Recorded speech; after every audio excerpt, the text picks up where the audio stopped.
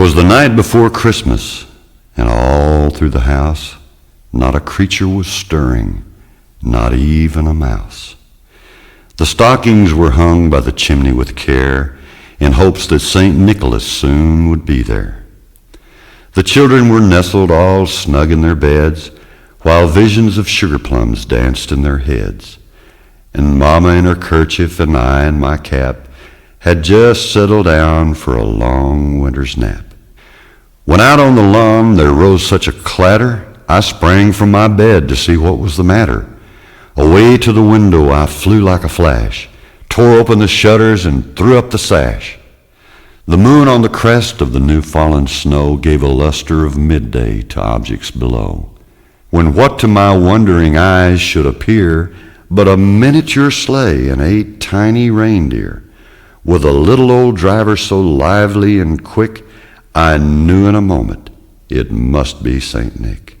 More rapid than eagles his coursers they came, and he whistled and shouted and called 'em by name.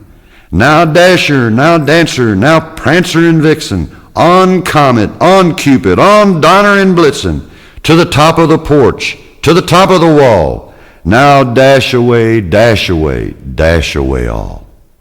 As dry leaves that before the wild hurricane fly when they meet with an obstacle mount to the sky, so up to the housetop the coursers they flew, with a sleigh full of toys and St. Nicholas too.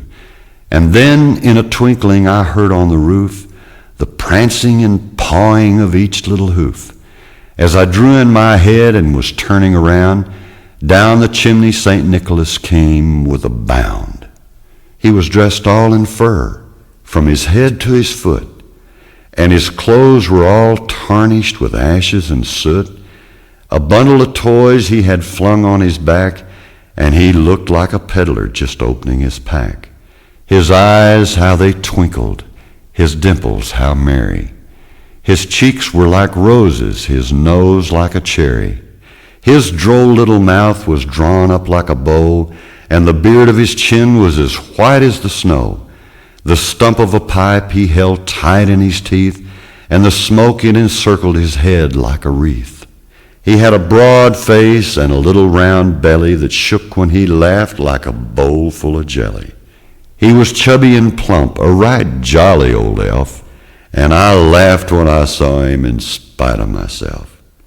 A wink of his eye and a twist of his head soon gave me to know I had nothing to dread.